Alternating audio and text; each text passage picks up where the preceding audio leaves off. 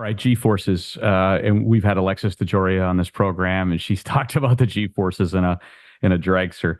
What'd you think when you strapped in and let her go first time? Uh, well, I went down. I feel like I did it the right way. I went down to Bradenton, Florida to Frank Holly's driving school. So I drove his super comp car, 6 runs.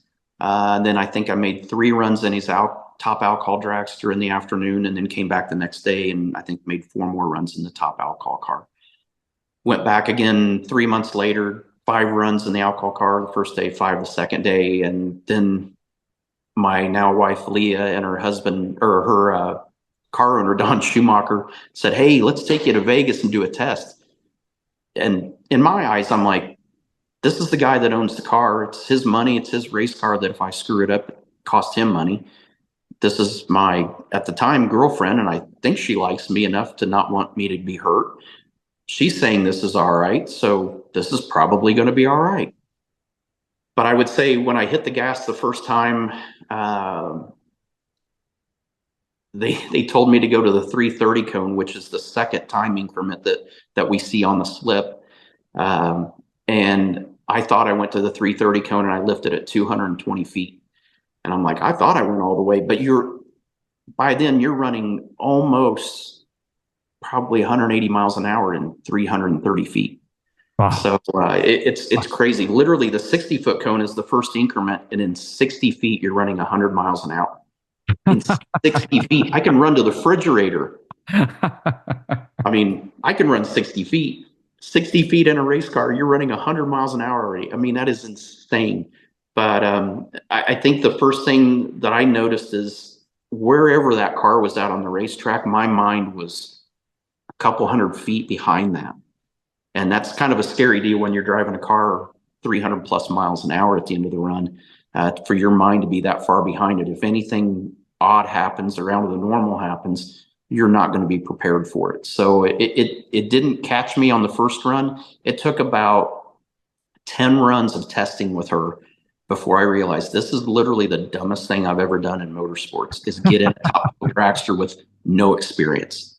So anybody that thinks they could just jump in a top fuel car, you have a death wish is what you have, without at least training for it. But it's super cool. I mean, there's nothing on the planet that you can drive that accelerates like a top fuel dragster does. You see Top Gun and you see them launch fighter jets off of aircraft carriers. Our cars accelerate harder than that. So it is literally insane what these cars are able to do and how fast they are. But I think one of the things that it wasn't so much the acceleration that caught me as much as when the parachutes come out at the top end. And one of my racing buddies said, "What's that feel like?" I said, "Relief." I said, because you realize you got a lot better shot at not dying anymore because the car's at least going to slow down. It still might hurt if something goes wrong, but you're not running 300 miles an hour anymore. I mean, it takes a lot of speedway really quick. Wow. Wow. Yeah, I mean, you've never shied away from anything, Tony, so I'm not surprised. Well, I'm too lazy to work a real job. So, I mean, I'm more scared of having to drive an hour in rush hour traffic and sit in an office building all day and then drive an hour in rush hour traffic home each day. So I'll try anything at some point. Does Leah give you tips when you're done and kind of, I would do that a little differently. I do this a little differently. Yeah, she's actually getting ready. I just heard her come in the garage. So the dog's going to bark. She's going to come in and be surprised.